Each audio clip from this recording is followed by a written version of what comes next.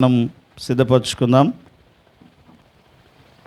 మనం చదివినటువంటి లేఖన భాగంలో 1 కొరింథీయులకు రాసిన పత్రిక 13వ అధ్యాయము.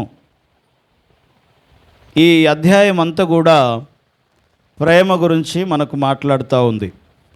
ప్రేమ లేకపోతే ఇక మనం ఎన్ని చేసినా ఏం చేసినా అవంతా వ్యర్థము, నిష్ప్రయోజనము అంటున్నాడు.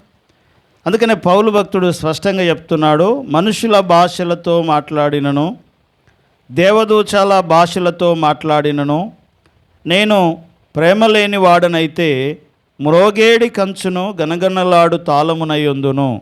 ప్రవచించు వరములు కలిగి మర్మములన్నయు జ్ఞానమంతయు ఎరిగిన వాడనైనను ప్రేమ లేని వాడనైతే నేను వ్యర్థుడను అని దేవుని వాక్యములో పౌలు భక్తుడు తెలివిస్తున్నాడు. సో కాబట్టి ప్రేమ అనేది శాశ్వత కాలం ఉంటుంది. ప్రేమ అన్నిటిలో శ్రేష్టమైనటువంటిది. ఇది దేవుని యందు మనం ఉంచవలసినటువంటి ప్రేమ. అదే రీతిగా మన పొరుగువారి యందు మనం ఉంచవలసినటువంటి ప్రేమ గురించి ఇక్కడ మాట్లాడుతూ ఉంటున్నాడు. ఇందులో ప్రాముఖ్యంగా మనం చదవాల్సినటువంటి లేఖన భాగం ఈ వారం పోర్షన్లో మనం చూసాము. మరి కొంతమంది స్త్రీలు దేవుని మందిరానికి వచ్చి వారి యొక్క అర్పణలు, వారి యొక్క వెండి బంగారములు, వారు వాడేటువంటి అద్దములు ఇవన్నీ కూడా దేవుని మందిరానికి వారు తీసుకొని వచ్చేవారు అనే మాట మనం చూస్తూ ఉంటున్నాం. ఇందులో 12వ వచనాన్ని మనం చదివితే, ఇప్పుడు అద్దములో చూచినట్టు చూచుచున్నాము, అద్దములో చూచినట్టుగా సూచనగా చూచుచున్నాము. అప్పుడు ముఖాముఖిగా చూతుము.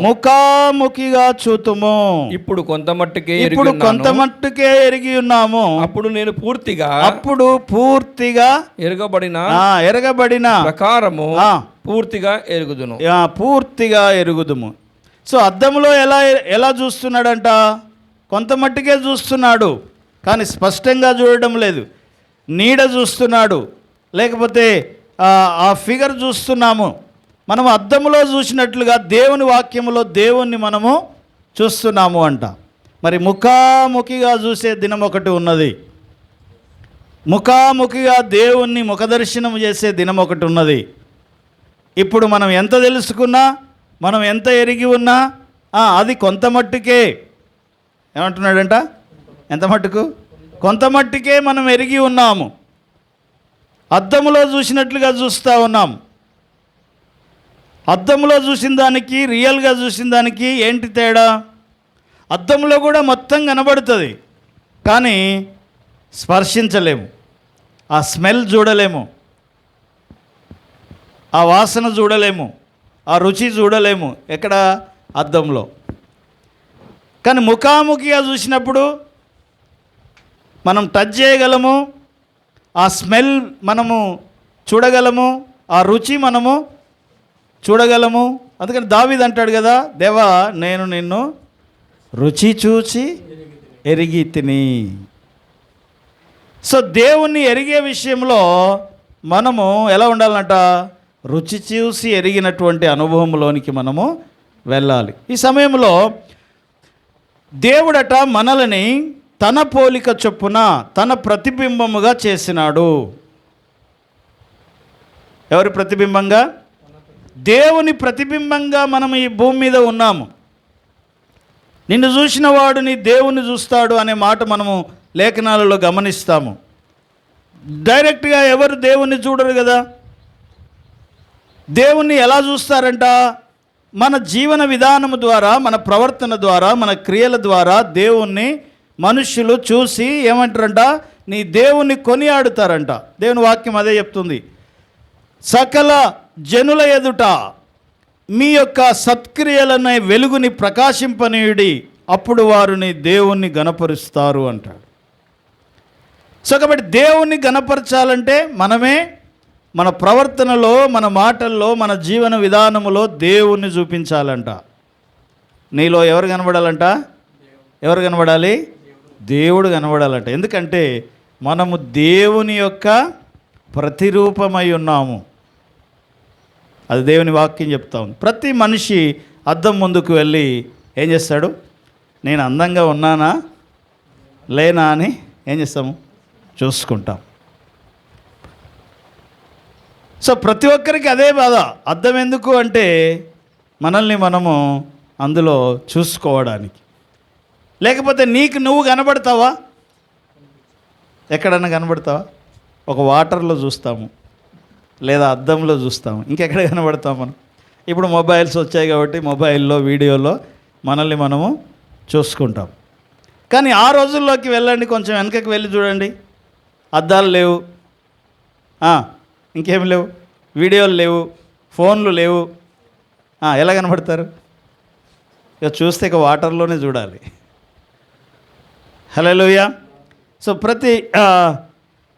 ప్రతి మనిషి దేవుని యొక్క పోలికలో ఉన్నాడు, దేవుని స్వారూప్యంలో ఉన్నాడు. కాబట్టి ఆ దేవుని స్వారూప్యము ఆదాము అవ్వల దగ్గర వారు కోల్పోయారు. దేవుడిచ్చినటువంటి దేవుని స్వరూపమును, దేవుని స్వరూపంలో దేవుని పోలిక చొప్పున 1వ అధ్యాయం 27వ వచనంలో మనం చూస్తాము.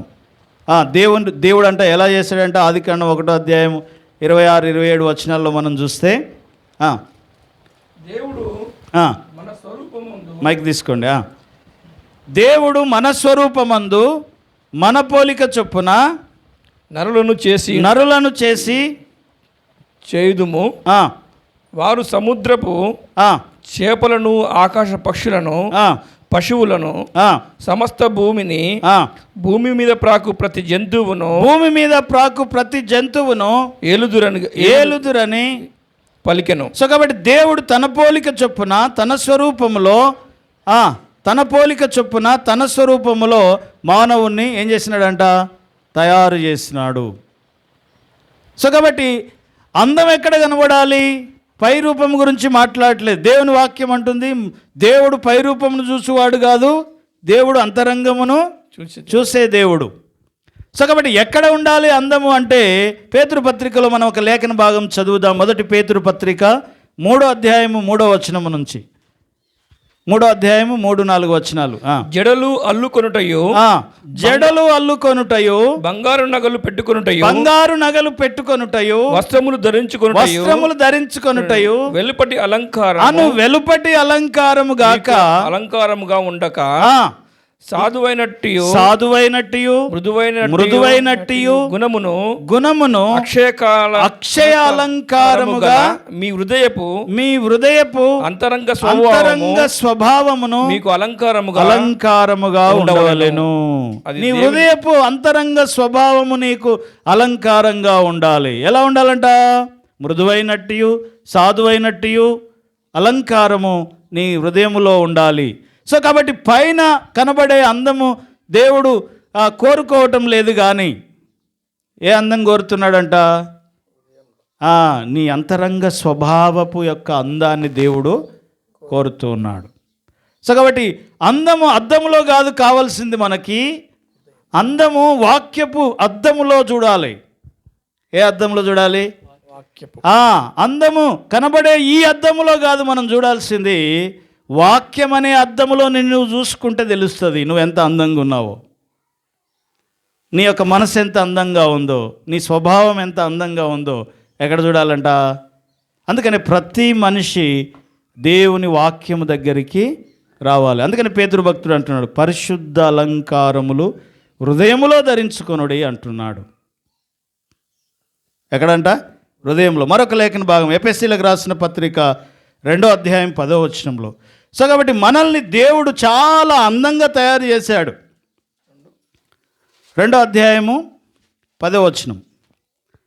మరియు వాటి యందు మనము నడుచుకొనవలెనని దేవుడు ముందుగా సిద్ధపరిచిన సత్క్రియలు చేయుటకై మనము క్రీస్తు యేసునందు సృష్టింపబడిన వారమై ఆయన చేసిన పని అయి ఉన్నాము. ఎవరు చేసిన పని అంటే మనము దేవుడు చేసినటువంటి పని. ఒక వస్తువును మనం తయారు చేసామంటే ఇది దేని కొరకు వాడాలి, ఎలా వాడాలి, ఎందుకు వాడబడాలి, దాని కొరకు ఒక వస్తువును ఎలా అయితే మనం తయారు చేస్తామో అలాగ దేవుడట ముందుగానే సిద్ధపరిచినటువంటి తన క్రియలను మనం అనుసరించడం కోసము దేవుడట తన పోలిక చొప్పున తన స్వరూపములో మనల్ని తన చేతి పనిగా మనల్ని తయారు చేసినాడు. కాబట్టి ఆయన చేతి పనిగా మనం ఉన్నాం, నూతన సృష్టిగా మనం ఉన్నాం. ఓ కొత్త సృష్టిగా నీవు చేయబడినావు. క్రీస్తు యేసునందు విశ్వాసం ఉంచినప్పుడు మనం అందరము ఏమవుతున్నామంట? నూతన సృష్టిగా మార్చబడుతూ ఉంటున్నాము. నువ్వు నూతన సృష్టిగా మార్చబడుతూ ఉంటున్నావు. కాబట్టి దేవుని పోలిక, దేవుని యొక్క ఏమంటారు రూపము, దేవుని యొక్క ప్రతిబింబము నీ అంతరంగములో కనబడాలి అని దేవుని వాక్యం చెప్తూ ఉంటుంది. మరొక లేఖన భాగం చదవండి. కీర్తనల గ్రంథం 139వ కీర్తనలో దావీదు భక్తుడు మాట్లాడుతున్నటువంటి మాట మనం గమనిస్తాము. 139:14 వచనం. నీవు నన్ను కలగజేసిన విధము చూడగా, నీవు నన్ను కలగజేసిన విధము చూడగా భయమును ఆశ్చర్యమును నాకు కలుగుచున్నవి. అందును బట్టి నేను నీకు కృతజ్ఞతాస్తుతులు చెల్లించుచున్నాను. నీ కార్యములు. కాబట్టి ఇక్కడ ఏమంటున్నాడంటే, నీవు నన్ను కలగజేసిన విధము చూడగా నాకు భయమును, ఒక సైడు భయం కలుగుతుంది, ఒక సైడ్ ఏమో ఆశ్చర్యం వేస్తుంది. అంటే అంత ఆశ్చర్యాన్ని దావీదు భక్తుడు తన యొక్క జనన విధానమును చూసి ఆశ్చర్యపోతూ ఉన్నాడు. నీవు నన్ను కలగజేసిన విధము చూడగా నాకు భయమును ఆశ్చర్యమును కలుగుతుంది దేవా అని చెప్పి దావీదు భక్తుడు మాట్లాడుతున్నాడు. పరమగీతంలో 4వ అధ్యాయం 7వ వచనంలో మనం అంటాం, దేవుడు పిలుస్తున్నాడు మనల్ని. ఎలా పిలుస్తున్నాడు చూడండి. నా ప్రియురాలా నీవు అధిక సుందరివి, నీ యందు కలంకమేమియూ లేదు. ఎలా చేశాడంటే దేవుడు మనల్ని అధికమైన సుందరివిగా, అధికమైన సుందరుడుగా నిన్ను చేశాడు దేవుడు. నీ యందు ఏ కలంకము లేని స్థితి. ఆదాము మొదటి స్థితి ఎలా ఉంది? దేవుడు ఆదాము అవ్వలు ఆజ్ఞను అతిక్రమించినప్పుడు ఆ చెట్టు ఫలము తినకముందు వాళ్ళ యొక్క వాళ్ళు ఎలా ఉన్నారు అంటే మన ఊహకు కూడా అందరంట. మన ఊహకు అందనంత ఏమంటారు ఉన్నతమైన స్థితిలో వాళ్ళు ఉన్నారు. ఈ దిక్కు నుంచి చూస్తే వాళ్ళకి ఈ దిక్కు వరకు కనబడుతుందంట. హల్లెలూయా, హల్లెలూయా.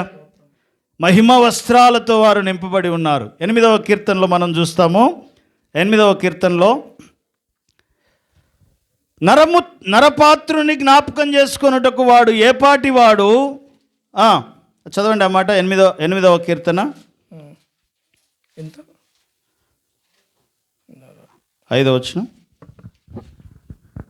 దేవుని కంటే వానిని కొంచెం తక్కువ వానిగా చేసితివి. మహిమా ప్రభావములతో వానికి కిరీటము ధరింపజేసితివి. నీ చేతి పనుల మీద వానికి అధికారం ఇచ్చి ఉన్నావు. 4వ వచనంలో నీవు వానిని జ్ఞాపకం చేసుకొనుటకు మనుషుడు ఏపాటివాడు. సో కాబట్టి ఈ మనుష్యుడు ఏపాటివాడు? వానికి ఏమిచ్చాడంట? ఆయన ఏమిచ్చాడంట? మహిమా ప్రభావములతో ఆయన కిరీటమును ధరింపజేసి ఉన్నాడు అనే మాట మనం చూస్తూ ఉంటున్నాం. హల్లెలూయా, హల్లెలూయా. సో అధిక సుందరివి నీవు, నీ యందు ఏ కలంకము లేని స్థితిలో నీవు ఉండాలి. అందుకని అంతరంగ అలంకరణ అనేది చాలా ప్రాముఖ్యమైనటువంటి మాట. సామెతల గ్రంథం 3వ అధ్యాయము 15వ వచనం చదువుదాం. సామెతల గ్రంథం 3వ అధ్యాయం 15వ వచనం. పగడముల కంటే అది ప్రియమైనది నీ ఇష్ట వస్తువులన్నీ దానితో సమానములు కావు. పగడములన్నిటికంటే ఏందంట? అది ప్రియమైనది, ఇష్టమైనది అంటున్నాడు. సో దేవుడు మనల్ని విలువైన వారిగా చేశాడు. దేవుడు మనల్ని అందమైన వారిగా చేశాడు. అందమైన మనసుతో చేశాడు. ఆ మనసు వికారం అయిపోయింది. ఇప్పుడు ఏమైపోయింది? ఏ భేదము లేదు. అందరూ పాపం చేసి దేవుడు అనుగ్రహించే మహిమను పొందలేని స్థితికి వెళ్ళిపోయారు. మరలా మనకి దేవుడు తన మహిమనివ్వడం కోసము ఆయన మరలా దిగి రావలసి వచ్చింది, శిలువ మరణము పొందవలసి వచ్చింది. ఆయన అందమంతా కోల్పోయి నీకు అందం ఇవ్వడం కోసం ఆయన అందమంతా కోల్పోయాడంట. 53వ కీర్తన 53 యెషయా గ్రంథం 53వ అధ్యాయంలో మనం చూస్తాం, స్వరూపమైనను సొగసైనను ఆయనకు లేదు, మనుషులు చూడనొల్లని వాడుగా ఆయన మారినాడు అంటాడు. 53వ యెషయా గ్రంథం 53. లేత మొక్క వలెను, లేత మొక్క వలెను, ఎండిన భూమిలో మొలిచిన మొక్క వలెను అతడు ఆయన ఎదుట పెరిగెను, అతనికి స్వరూపమైనను సొగసైనను లేదు, మనం అతని చూచి అపేక్షించినట్లుగా అతని యందు స్వరూపము లేదు. అతని యందు ఏ స్వరూపము లేదు అంట. మనుష్యులు చూడనొల్లని వాడుగా మారిపోయినాడు ఆయన. ఎలా మారినాడట? ఎందుకు మారినాడు అలా? నీకు మనుషులు చూడగలిగినంత ఏమంటారు, ప్రియురాలా నీవు సుందరివి అంట. మచ్చ ముడత డాగు కలంకము లేని నిష్కలంకురాలుగా మనల్ని చేయుట కోసం ఆయన తన్ను తాను శిలువ మీద అప్పగించుకున్నాడు అనే మాట. సో కాబట్టి అలాంటి స్థితిలో ఉండాల్సినటువంటి మనము ఏం చేయాలంట? అద్దంలో కాదు నువ్వు అందంగా ఉండాల్సింది. ఎక్కడ? అంతరంగంలో నీవు అందంగా ఉండాలి. అంతరంగంలో నీ మనసు అందంగా ఉండాలి. హల్లెలూయా. అందరూ దాదాపు వైల్డ్గానే ఉంటారంట. వైల్డ్ అంటే క్రూరంగా. మన క్రూరత్వం ఎప్పుడు బయటపడుతుంది అంటే కొన్ని సందర్భాల్లో బయటపడుతుంది. హల్లెలూయా. దాదాపు అందరిలో కూడా ఆ క్రూరత్వం, ఆ పశు స్వభావము నిలిచిపోయి ఉంది అంట. దైవత్వం పోయి క్రూరత్వం మనిషిలోనికి వచ్చేసింది. అయితే ఆ క్రూరత్వం నుంచి మనల్ని తప్పించి మరలా దైవ స్వభావంలోనికి నడిపించడానికి దేవుడు మన కొరకి మానవుడుగా ఆయన మారినాడు. హల్లెలూయా. ఆయన మానవుడిగా మారి మనల్ని దేవుడిగా మార్చడానికి ఆయన ప్రయత్నం చేసినాడు, ఆయన శిలువ రక్తము చేత. అందుకని అంటాడు ఏమని? మీరు దైవములై ఉన్నారని ఎరుగరా అంటాడు. ఎవరమంట మనం? ఎవరంట? దేవుడిలాగా ఉండాల్సిన వాడివి దయ్యములాగా మారిపోయావంటున్నాడు. దేవుని స్వభావం కలిగి ఉండవలసినటువంటి మనము పశు స్వభావం కలిగిన స్థితికి వెళ్ళిపోయామంట. అందుకనే పరిశుద్ధ అలంకారములు ధరించుకొని దేవుణ్ణి సేవించుడి అంటాడు. పరిశుద్ధ అలంకారాలు ధరించుకొని నా మందిరములోనికి రండి అంటాడు. మరొక లేఖన భాగం చదవండి. అదే సామెతల గ్రంథం 31:30. సామెతల గ్రంథం 31వ అధ్యాయం 30వ వచనం. అందము మోసకరము, సౌందర్యము వ్యర్థము. ఏ అందము, ఏ సౌందర్యము? ఈ పైన కనబడే అందము, పైన కనబడే సౌందర్యము మోసము, వ్యర్థము. యెహోవా యందు అందము మోసకరము, సౌందర్యము వ్యర్థము. యెహోవా యందు భయభక్తులు కలిగి ఉండుట స్త్రీని కొనియాడబడును. ఏ స్త్రీ కొనియాడబడుతుంది? దేవుని యందు భయభక్తులు కలిగిన స్త్రీ కొనియాడబడుతుంది. అందంగా అలంకరించుకున్న స్త్రీ కాదు. అందము మోసకరము, సౌందర్యము వ్యర్థము. హల్లెలూయా. హల్లెలూయా. గడ్డి పువ్వు లాంటి మనం అంట ఆరిపోతామంట. దేవుని వాక్యము నిత్యము నిలిచి ఉంటుంది. అందం మోసకరం, సౌందర్యం వ్యర్థము. దేవుని వాక్యము నిత్యము నిలిచి ఉంటుంది.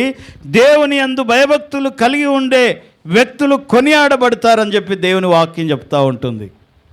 సో కాబట్టి మనము పైరూపమును కాదు, అంతరంగ స్వభావమును మీద మన దృష్టి పెట్టాలి అంట. కీర్తనల గ్రంథం 46వ కీర్తన 5వ వచనం. 46వ కీర్తన 5వ వచనం. దేవుడు ఆ పట్టణములో ఉన్నాడు, దేవుడు ఆ పట్టణములో ఉన్నాడు. చలనము లేదు, దానికి చలనము లేదు. ఏ పట్టణము? అరుణోదయమున దేవుడు దానికి సహాయము చేయుచున్నాడు. సో యెరూషలేము పట్టణమును గురించి, ఇశ్రాయేలు జనాంగము గురించి దేవుడు మాట్లాడుతూ ఉంటున్నాడు. అందులో దేవుడు ఉన్నాడు. ఎందులో దేవుడు ఉన్నాడు? ఆ పట్టణంలో దేవుడు ఉన్నాడు. ఆ పట్టణంలో ఎక్కడున్నాడు? దేవుని మందిరములో దేవుడు ఉన్నాడు. దేవుని వాక్యం చెప్తుంది, ఆ మందిరము నువ్వే అంటుంది.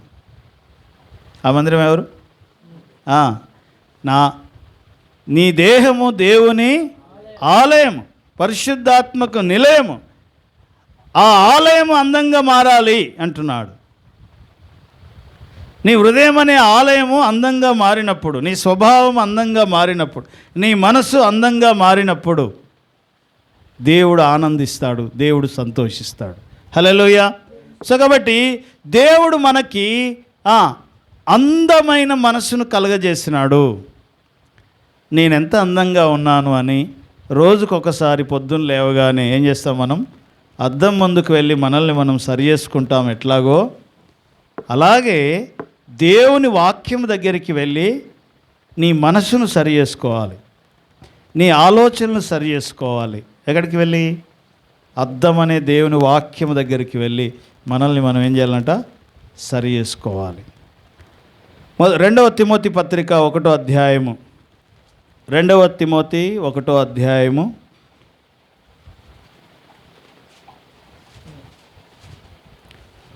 7వ వచనం. దేవుడు మనకు శక్తియు ప్రేమయు, దేవుడు మనకి శక్తియు ప్రేమయు, ఇంద్రియ నిగ్రహము గల స్వబుద్ధి గల ఆత్మయే ఇచ్చెను గనుక, స్వస్థ బుద్ధి గల ఆత్మనే మనకు ఇచ్చెను గాని పిరికితనము గల ఆత్మను దేవుడు మనకు ఇవ్వలేదు. హల్లెలూయా, హల్లెలూయా. సో కాబట్టి దేవుడు ఏ ఆత్మనిచ్చాడంటే మనకి పిరికి ఆత్మని ఇయ్యలేదు. ఇంద్రియ నిగ్రహము కలిగిన ఆత్మను, ప్రేమ కలిగిన ఆత్మను దేవుడు మనకి ఇచ్చినాడు. పిరికితనము గల ఆత్మను దేవుడు మనకి ఇవ్వలేదు అనే మాట మనం చూస్తూ ఉంటున్నాం. సో కాబట్టి అంతరంగములో అలంకారము అనేది చాలా ప్రాముఖ్యమైనది. అందుకనే మనం చూసాం కదా, పైన జడలు అల్లుకొనుటయు, విలువైన వస్త్రములు ధరించుటయో, ఆభరణములు ధరించుటయో ఇది కాదు అందము. ఏదంట? సాధువైనట్టియు, మృదువైనట్టియు పరిశుద్ధ అలంకారములు ఎక్కడ? హృదయములో ధరించుకోవాలి అనే మాట మనం చూస్తూ ఉంటున్నాం. అలా ధరించుకున్నటువంటి పరిశుద్ధమైన స్త్రీలు ఏం చేశారంట? దేవాలయములోనికి అర్పణలు, ఆభరణాలు తీసుకొని వచ్చారు. నిర్గమాకాండము 35వ అధ్యాయము, నిర్గమాకాండం 35వ అధ్యాయము 22వ వచనం. హల్లెలూయా. స్త్రీలు గాని పురుషులు గాని ఎవరెవరి హృదయములో వారి ప్రేరేపించిన, ఎవరి హృదయం అయితే అందంగా ఉంటుందో అందమైన హృదయము వారిని ప్రేరేపించిన కొలది ఏం చేశారంట? వారందరూ యెహోవాకు బంగారము అర్పించిన ప్రతివాడును, బంగారము ప్రతివాడు అర్పించినారంట. అందులో స్త్రీలు పురుషులు అందరూ ఉన్నారు అనే మాట మనం చూస్తూ ఉన్నాం. దీంట్లో 22వ వచనాన్ని మనం గమనిస్తే, స్త్రీలు మొదట ప్రేరేపించబడినారంట. ఏది? దేవునికి ఇవ్వడం కోసము మొదట వారు ప్రేరేపించబడి దేవుని సన్నిధికి వారు తీసుకొని వస్తే, పురుషులందరూ కూడా వారిని ఏం చేశారంట? ఫాలో అయ్యారు. అంటే మొట్టమొదట వివేచించింది, ఆలోచించింది, జ్ఞానాన్ని ప్రదర్శించింది ఎవరంటే స్త్రీలు అనే మాట మనం అక్కడ చూస్తూ ఉంటున్నాం. హల్లెలూయా. సో కాబట్టి ఏదో ఒకటి తీసుకొని రావాలి కాబట్టి వారందరూ కూడా దేవుని సన్నిధికి వాటిని తీసుకొని వచ్చారు. 32వ అధ్యాయము 2వ వచనం చదవండి. నిర్గమాకాండం 32:2లో మనం చూస్తాము. అందుకు ఆ, అహరోను మీ భార్యలకు ఆ, మీ కుమారులకు ఆ, మీ కుమార్తెలకు ఆ, చెవులునున్న బంగారు పోగులను ఆ. తీసి ఆ. నా ఎద్దకు తిండని సో వారితో బంగారు చెప్పగా, దూడ పాపము జరిగినప్పుడు అహరోను వారికి సెలవిచ్చినటువంటి మాట ఏంటంటే, మీ స్త్రీలకి మీ మీ మీ స్త్రీల ఆ, చెవి పోగులు ముక్కు పోగులు ఏవైతే ఉన్నాయో అవన్నీ కూడా తీసుకొని రండి, నేను ఇస్తా అని నేను మీరు అనుకుంటున్న దేవుణ్ణి చేస్తా అని చెప్పి అన్నప్పుడు వాళ్ళందరూ అవి తీసుకురావడానికి వెళ్ళారంట. అయితే ఇందులో స్త్రీలు మొదట ఆ పాపంలో పాల్గొనలేదు. బంగారు దూడ పాపం కోసం వాళ్ళు అస్సలు ససేమిరా అన్నారంట. సో కాబట్టి ప్రత్యక్ష గుడారాన్ని నిర్మించేటప్పుడు ప్రత్యక్ష గుడారం ఎందుకు వచ్చింది అంటే, బంగారు దూడ పాపానికి ప్రాయశ్చిత్తముగా దేవుడు ప్రత్యక్ష గుడారాన్ని నిర్మించినాడంట. ఈ ప్రత్యక్ష గుడారములోనికి హృదయము ప్రేరేపించబడిన వారందరూ కూడా ఏం చేసినారు, ఆభరణాలను తీసుకొని వచ్చి దేవునికి ఇచ్చినారంట. ఇప్పుడు ప్రాయశ్చిత్తం ఎవరికి కావాలి? బంగారు దూడ పాపంలో ఎవరైతే పురుషులు పాల్గొన్నారో, బంగారు దూడ పాపానికి ఎవరైతే కారణమై ఉన్నారో వారికి ప్రాయశ్చిత్తం కావాలి. ఈ స్త్రీలకు అవసరం లేదు, ఎందుకంటే వీళ్ళు ఆ బంగారు దూడ పాపంలో వాళ్ళు పాల్గొనలేదు కాబట్టి. హల్లెలూయా. సో పాప సంబంధమైన విషయాలలో ఎవరైతే పాల్గొందారో వారికి మాత్రమే ప్రాయశ్చిత్తం అవసరమై ఉంటున్నది. కాబట్టి ఈ స్త్రీలు చాలా ధైర్యం చేసి దేవుని మందిరానికి వారికి ఉన్నటువంటి ఆభరణాలను, అదే రీతిగా అద్దాలను వారు తీసుకొని వచ్చినప్పుడు వాటిని మరి బెసాలేలు మరి ఇత్తడి గంగాలాన్ని తయారు చేసినట్లుగా చూస్తాం. 38వ అధ్యాయం నిర్గమాకాండం 8వ వచనం. 38వ అధ్యాయము నిర్గమాకాండం 8వ వచనం. అతడు ప్రత్యక్షపు గుడారము యొక్క ద్వారమున సేవింపవచ్చిన సేవకురాండ్ల అద్దములతో ఇత్తడి గంగాలమును దాని ఇత్తడి పీటను చేసెను. మరియు ఆ అద్దాలతో ఇత్తడి గంగాలమును దాని యొక్క పీటను ఆయన తయారు చేసినాడు. ఇక్కడ స్త్రీలు పురుషులు అనే మాట పదే పదే వినబడుతుంది. చాలా లోకంలో ఉన్నటువంటి చాలా తప్పుడు అభిప్రాయం ఏంటంటే, స్త్రీ గొప్పనా పురుషుడు గొప్పనా, స్త్రీ గొప్పనా పురుషుడు గొప్పనా, మేమే గొప్ప అంటే మేమే గొప్ప అనే పోరాటం జరుగుతూ ఉంటుంది. కానీ దేవుని వాక్యం ఏమంటుంది చూడండి.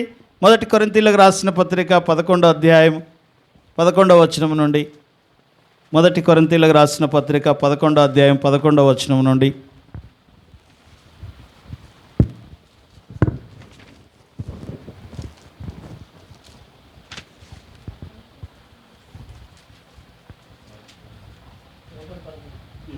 పదకొండు చదవాలి. అయితే ప్రభువునందు స్త్రీకి వేరుగా స్త్రీ వేరుగా పురుషుడు వేరుగా లేడు. పురుషునికి వేరుగా స్త్రీ లేదు. గట్టిగా స్త్రీ పురుషుని నుండి ఎలాగూ కలిగెనో అలాగుననే పురుషుడు స్త్రీ మూలముగా కలిగెను. సమస్తమైనవి దేవుని మూలముగా కలిగెను. ఎవరు గొప్ప? ఇప్పుడు ప్రభువునందు స్త్రీ అని పురుషుడు అనేమి లేదు, అందరూ సమానమే. దేవుని అందు అందరూ సమానమే. స్త్రీ నుండి వచ్చాడు కాబట్టి స్త్రీ గొప్ప అనుకుంటున్నారు, పురుషుడు నుండి వస్తుంది కాబట్టి పురుషుడు గొప్ప అనుకుంటున్నారు. కాబట్టి స్త్రీ పురుషుడి నుంచి వస్తుంది, పురుషుడు స్త్రీ నుంచి వస్తున్నాడు. కాబట్టి ఎవరు గొప్ప? ఇద్దరు గొప్పే. హల్లెలూయా. అయితే ఇందులో అందమైన హృదయంలో నుండి ప్రేరేపించబడి దేవుని కొరకు ముందుకు వచ్చిన వారు ఎవరు అంటే స్త్రీలు. ఆ సమయంలో ప్రత్యక్ష గుడారాన్ని నిర్మించే సమయంలో ఎవరు ముందుగా వచ్చారంట? స్త్రీలు ముందుగా వచ్చారంట.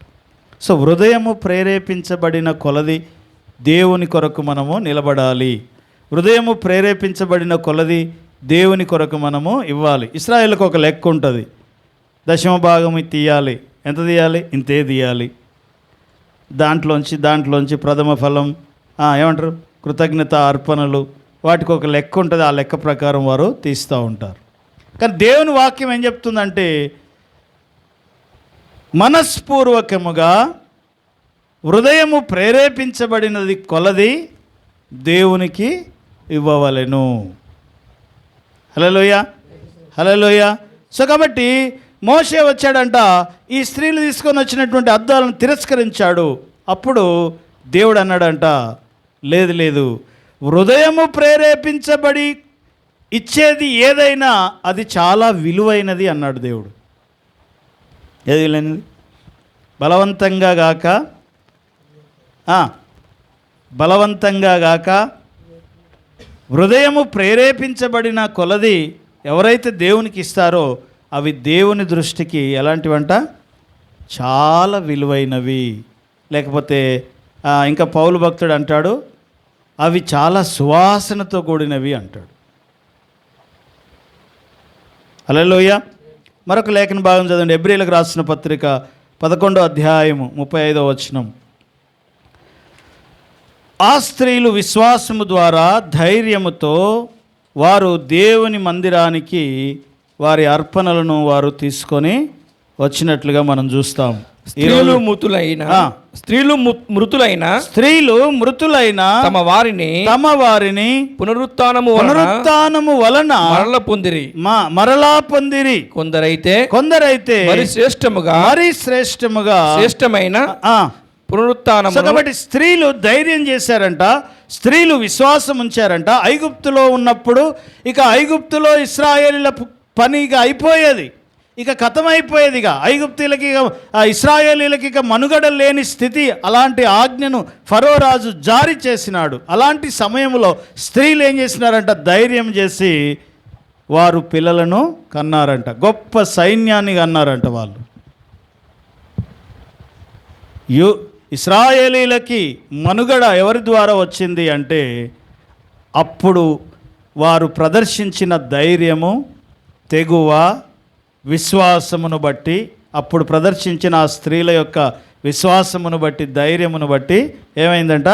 ఇశ్రాయేలీలకి ఇంకో తరము ఈ లోకం మీదకి వచ్చింది. ఇశ్రాయేలీల మనుగడ కొనసాగడానికి కారణం ఎవరంటే ఐగుప్తు దేశంలో ఏమంటారు, వారి యొక్క ధైర్యాన్ని ప్రదర్శించినటువంటి విశ్వాసము కలిగినటువంటి స్త్రీలు. హల్లెలూయా. సో కాబట్టి దేవుని వాక్యంలో మనం చూస్తాము, స్త్రీ అనగానే వెంటనే మనకు గుర్తొచ్చే మాట ఏంటంటే ఏంటిది? ప్రేమ. ఈ ప్రేమ వారు దేవుని మీద చూపించారు. దేవుని మీద ఎవరైతే తీవ్రమైన ప్రేమ కలిగి ఉంటారో, దేవుని మీద ఎవరైతే తీవ్రమైన ఆసక్తి కలిగి ఉంటారో అలాంటి వారిని దేవుడు ఏం చేస్తున్నాడంట? వారు తెచ్చేవి ఏదైనా సరే దేవుని దృష్టికి అది చాలా విలువైనటువంటిది. యోహాను సువార్త 21వ అధ్యాయంలో మనం చూస్తాము. ప్రేమ గూర్చిన సందర్భం ఎప్పుడు వచ్చినా అది హీబ్రూ అక్షరాలలో నుంచి మాత్రమే మరి తీసుకుంటారనే మాట మనం చూస్తాము. యోహాను సువార్త 21వ అధ్యాయం 15-16. వారు భోజనం చేసిన తర్వాత యేసు సిమోను పేతురును చూచి, యోహాను కుమారుడైన సిమోను, వీరికంటే నీవు నన్ను ఎక్కువగా ప్రేమించున్నావా? చాలు. సో నీవు నన్ను ఎక్కువగా ప్రేమిస్తున్నావా? వీళ్ళకంటే ఎక్కువగా ప్రేమిస్తున్నావా? ఏం చేయాలి? ఇప్పుడు ఆ స్త్రీలు దేవుణ్ణి ప్రేమించారు కాబట్టి దేవుని కొరకు ఏం చేశారంట? హృదయము ప్రేరేపించబడిన కొలది వారి ఆభరణములను, వారి అద్దాలను వారు దేవుని మందిరం కొరకు, నిర్మాణం కొరకు వారు ఏం చేశారంటే ఇచ్చారంట. దేవుణ్ణి ప్రేమిస్తే, సీమోను నీవు నన్ను ప్రేమిస్తున్నావా అంటే ప్రేమిస్తున్నాను ప్రభువా అంట. అయితే నా గొర్రెలను మేపు అంట. మళ్ళీ అడుగుతాడు, సీమోను నీవు నన్ను ప్రేమిస్తున్నావా అంటే. చదవండి ఆ మాటలు. 15వ వచనం, 16వ వచనం, 17వ వచనం, 3 వచనాల్లో 3 విషయాలు ఉంటాయి. ఆయన మరలా యోహాను కుమారుడైన సీమోను, నన్ను ప్రేమించుచున్నావా అని రెండో మారు అతన్ని అడగగా అతడు, ప్రభువా నేను నిన్ను ప్రేమించుచున్నాను. నీవే ఎరుగుదు అని ఆయనతో చెప్పాను. ఆయన నా గొర్రెలను మేపమని చెప్పాను. మూడో మారు ఆయన యోహాను కుమారుడైన సీమోను నన్ను ప్రేమిస్తున్నావా అని అతన్ని అడిగాను. నన్ను ప్రేమించున్నావా అని మూడో మారు తన్ను అడిగినందుకు పేతురు వ్యసనపడి, ప్రభువా, నీవు సమస్తము ఎరిగినవాడవు, నిన్ను ప్రేమించుచున్నానని. సో కాబట్టి దేవుణ్ణి ప్రేమించుట అనేది చాలా ప్రాముఖ్యమైనటువంటిది. బైబిల్లో మనం చూస్తాము, ద్వితీయోపదేశకాండం 6వ అధ్యాయం 4వ వచనంలో, నీ పూర్ణ హృదయముతో, నీ పూర్ణ మనస్సుతో, నీ పూర్ణ వివేకముతో, నీ పూర్ణ శక్తితో, నీ పూర్ణ బలముతో నీ దేవుణ్ణి నువ్వు ఏం చేయాలంట? ఏం చేయాలి? హల్లెలూయా. ప్రేమించాలి, ఆరాధించాలి కాదు, ప్రేమించాలి. దేవుణ్ణి ప్రేమించేవారే దేవుని కొరకు ఏదైనా చేయగలరు. హల్లెలూయా. ద్వితీయోపదేశకాండం 6వ అధ్యాయం 4వ వచనం, 6వ అధ్యాయం 5వ వచనం. ఇశ్రాయేలు వినుము, నా దేవుడైన యెహోవా, అద్వితీయుడగు యెహోవా, నీ పూర్ణ హృదయముతోను, నీ పూర్ణ ఆత్మతో, నీ పూర్ణ శక్తితో నీ దేవుడైన యెహోవాను ఏం చేయాలంట? ఏం చేయాలి? ప్రేమించాలి. ప్రేమిస్తే ఏం చేస్తాం తెలుసా? ప్రేమించిన వారి కోసం ఏమైనా చేస్తాం.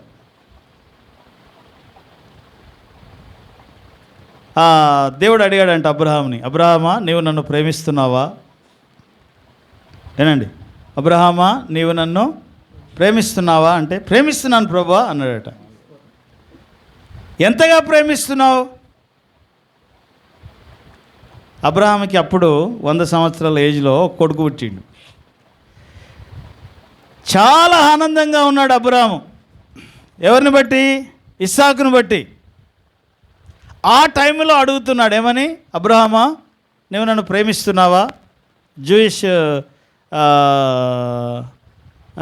వారి మధ్యలో ఉన్నటువంటి ఒక సందర్భం ఏంటి అంటే, దేవుణ్ణట దేవదూతలు అడిగారంట, ఏమని? అబ్రహాము ఇక నిన్ను ఏమి ప్రేమించడు, ఎందుకంటే అతనికి ఒక కుమారుడు వచ్చాడు. ఇప్పుడు ఆ కుమారుని యొక్క ప్రేమలో మునిగి ఉన్నాడు. ఎవరి ప్రేమలో? లేక ఒక్కగానొక్క కుమారుడు పుట్టాడు, ఆ కుమారుని ప్రేమలో ఉన్నాడు. సో దేవుణ్ణి ప్రేమిస్తాడా ఇప్పుడు నిన్ను అని అంటే, అప్పుడు దేవుడు అడిగాడంట అబ్రాహాముని, అబ్రాహమా, నీవు నన్ను ప్రేమిస్తున్నావా? ప్రేమిస్తున్నాను ప్రభువా అన్నాడు. ఎంతగా ప్రేమిస్తున్నావు?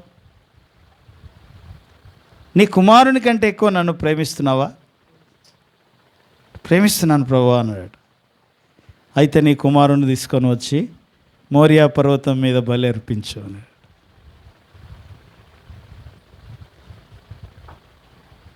సో ఎంత ప్రేమిస్తున్నావు నీవు అంటే, ప్రేమిస్తే అప్పుడు దేవుడు అంటాడు, ఇస్సాకును తీసుకొని వెళ్ళి ఆ మోరియా పర్వతం మీద ఏమంటారు, అబ్రహాము కత్తి వేయడానికి లేపినప్పుడు, అబ్రహామా, ఆగు, ఇగో ఇందును బట్టి నీవు నన్ను ప్రేమిస్తున్నావని నాకు అర్థమైంది అంట.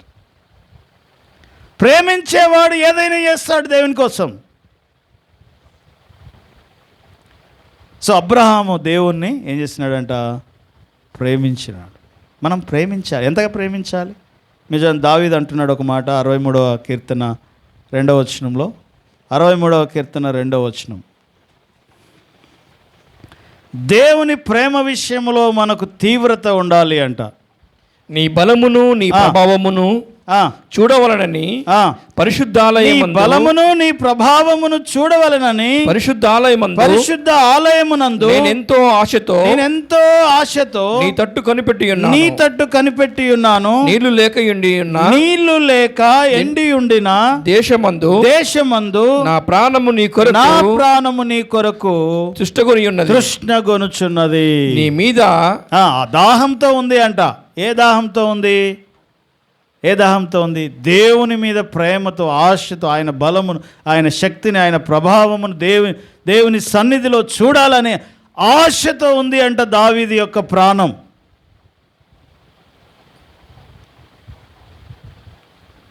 దుప్పి నీటి వాగుల కొరకు ఆశపడినట్లుగా దేవా నా ప్రాణము నీ కోసం ఆశపడుతుంది అంటాడు. అంటే ఎంత ప్రేమిస్తే అంత ఆశపడతాడు. హల్లెలూయా, హల్లెలూయా. దేవుణ్ణి ఎంత ప్రేమిస్తే అంతగా దావీదు ఆశపడతాడు. కాబట్టి దేవుని ప్రేమ మనము కలిగి ఉండాలి. కానీ మనకి ఏ ప్రేమ ఉందో తెలుసా? లోకం మీద ఎక్కువ ప్రేమ ఉంది. మీరు చదవండి ఆ మాట, రోమపత్రిక మొదటి యోహాను 2వ అధ్యాయం 15వ వచనం. మొదటి యోహాను పత్రిక 2వ అధ్యాయం 15వ వచనం. మొదటి యోహాను 2వ అధ్యాయం 15వ వచనం. ఈ లోకమునైనను లోకములో ఉన్న వాటినైనను ప్రేమింపకుడి, నీవు ప్రేమింపకుడి. ఎవడైనను లోకమును ప్రేమించిన ఎడల తండ్రి ప్రేమ వానిలో ఉండదు. నువ్వు లోకమును ప్రేమిస్తే దేవుని ప్రేమ నీలో ఉండదు. ఇంకా లోకములో ఉన్నదంతయు, లోకములో ఏముంది మరి అనగా శరీరాశయు, నేత్రాశ, జీవపు డంబముంది. తండ్రి వలన పుట్టినవి కావు, తండ్రి వలన పుట్టినవి కావు. అవి లోక సంబంధమైనవి. తండ్రి వలన పుట్టినవి కావో వాటిని ప్రేమిస్తా ఉన్నాం మనం. శరీరాశ, నేత్రాశ, జీవపు డంబము. ఇక్కడే కదా అవ్వ పడిపోయింది. కన్నులకు చాలా అందముగా ఉన్నది, తినడానికి చాలా రుచిగా ఉన్నది. శరీరాశ, నేత్రాశ, జీవపు డంబం. తింటే నేను దేవతల వలె అయిపోతాను, దేవదూతల వలె అయిపోతాను అనుకుందంట. ఆల్రెడీ నువ్వు దేవతవే అంటే మళ్ళీ దేవత వలె అవుతావు. వాడు భ్రమ పెట్టాడు ఆమెని. ఏం చేశాడు? ఆల్రెడీ దేవుడు తన పోలికలో తన స్వరూపములో సృష్టించి మహిమ చేత వాళ్ళని నింపి మహిమ వస్త్రాలు కలిగి వాళ్ళు ఉన్నారు, దేవతల వలె ఉన్నారు. దేవదూతలు వచ్చి ఆదాము అవ్వలకు సాగిలపడిన సందర్భాలు ఉన్నాయి. అలాంటి స్టేజ్లో ఉన్నటువంటి అవ్వని ఏమన్నాడట? నువ్వు తింటే దేవత అయిపోతావు అన్నాడట. అర్థమైందా? ఆల్రెడీ నీకున్నదాన్నే నీకు లేదని చూపించాడు. అందుకని శరీరాశ, జీవపు డంబము, నేత్రాశ ఇవన్నీ కూడా తండ్రి వలన పుట్టినవి కావు. కాబట్టి దీనిని ఎవడు ప్రేమిస్తాడో వానిలో తండ్రి ప్రేమ ఉండదు. హల్లెలూయా. సో కాబట్టి దేవుని ప్రేమిస్తే ఏం జరుగుతుందో తెలుసా? ఆ దేవుని ప్రేమ నుంచి నిన్ను ఏది విడదీయదంట. రోమపత్రికలో మనం చూస్తాము 8వ అధ్యాయం 35వ వచనంలో, దేవునిని నీవు ప్రేమిస్తే, దేవునితో నీవు సహవాసము సాన్నిహిత్యము కలిగి ఉంటే, దేవునితో దగ్గరి సంబంధము నువ్వు కలిగి ఉంటే ఏం జరుగుతుందంట? రోమపత్రిక 8వ అధ్యాయం 35వ వచనం. ఆ ప్రేమ నుంచి మనలను ఏది ఎడబాపనేరదంటాడు. క్రీస్తు ప్రేమ నుండి మనలను ఎడబాపు వాడెవడు? శ్రమ అయినను, బాధ అయినను, హింస అయినను, కరువైనను, వస్త్రహీనత అయినను, ఉపద్రవమైనను, ఖడ్గమైనను మనలను ఎడబాపున ఇందును గూర్చి రాయబడినది ఏమనగా, నిన్ను బట్టి దినమెల్లా మేము వధించబడుతున్నాము, వదకు సిద్ధపడిన గొర్రెల వలె ఉన్నాము, మేము ఎంచబడిన వారము. అయినను మనలను ప్రేమించిన వాని ద్వారా మనము వీటన్నిటిలో అత్యధికమైన విజయము పొందుదుము. మరణమైనను, జీవమైనను, దేవదూతలైనను, ప్రధానులైనను,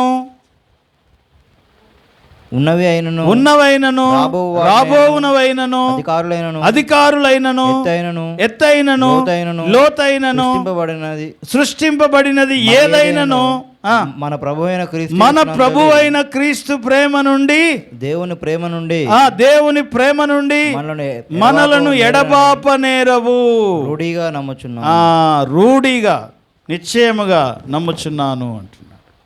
అంటే శ్రమ, బాధ, కరువు, దేవదూతలు ఏదైనా సరే ఒకవేళ మనం దేవునితో అటాచ్ అవుతే, దేవునితో సహనీత్యం కలిగి ఉంటే, దేవునితో ఆ ప్రేమ బంధములో మనం ఏమంటారు అతకబడితే, ఇక నిన్ను ఏది ఆ ప్రేమ నుంచి విడదీయలేదంట. అలా విడదీయలేని ప్రేమలో ఉన్నప్పుడే హృదయము ప్రేరేపించబడుతుందంట దేవుని కొరకు ఏదైనా చేయాలని, లేకపోతే ప్రేరేపించబడదు. హల్లెలూయా. దేవుని కోసం ఏదైనా చేయాలి అని ఆ స్త్రీలు ప్రేరేపించబడినారు. అక్కడ ఉన్నటువంటి పురుషులకు వారు మాదిరిగా మారినారంట. వారి ధైర్యమును చూసి, వారి విశ్వాసమును చూసి దేవుడు అన్నాడట, వారు తెచ్చేవి చాలా విలువైనవి అన్నాడు.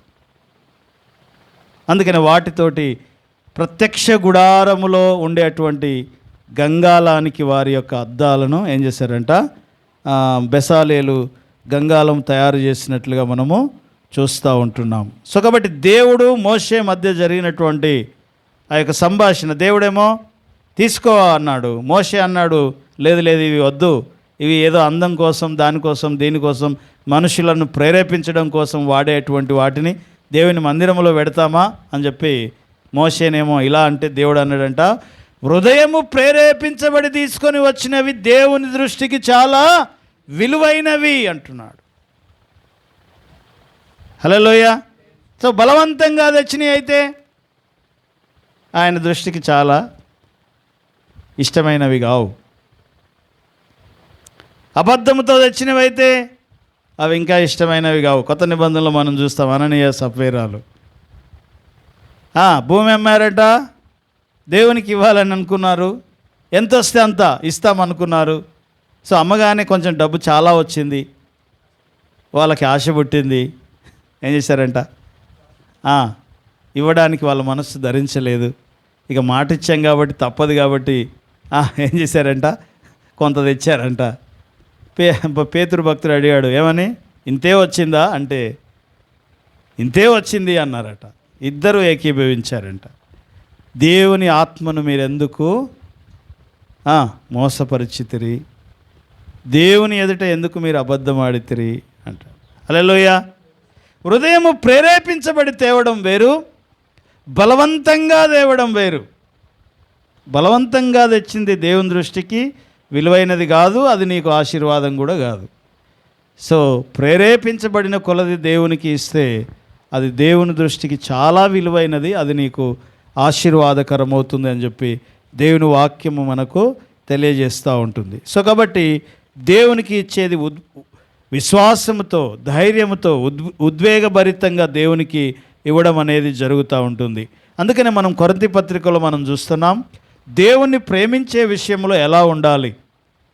అన్నీ ఉండి ప్రేమ లేని వాడమైతే దేవుని మీద ప్రేమ ఉండాలి, సహోదరుని మీద ప్రేమ ఉండాలి. ప్రేమ శాశ్వత కాలం ఉంటుంది, ప్రేమ అన్నిటిని సహిస్తుంది, ప్రేమ అన్నిటిని ఓర్చుకుంటుంది, ప్రేమ దీర్ఘకాలం ఉంటుంది. సో కాబట్టి ప్రేమ లేకపోతే మనము ఎలాంటి వారమంట, ఆ మాట మళ్ళొకసారి చదువుదాం. 1 కొరింథీ పత్రిక 13వ అధ్యాయము 1వ వచనం 2వ వచనం. మనుషుల భాషలతోనూ దేవదూతల భాషలతోనూ నేను మాట్లాడినను ప్రేమ లేని వాడనైతే మ్రోగేడి కంచును గనగనలాడు తాళమునై ఉన్నాను. ప్రవచించు కృపావరములున్నను, మర్మములన్నీ తెలిసి ఉన్నను, జ్ఞానమంతయు ఎరిగిన వాడనైనను, కొండలను పెకిలింపగలిగిన విశ్వాసమున్నను, విశ్వాసగల వాడనైనను, ప్రేమ లేని వాడనైతే నేను వ్యర్థుడను. ఇంకా అంటాడు, కాల్చబడుటకు దేహమును ఇచ్చినను.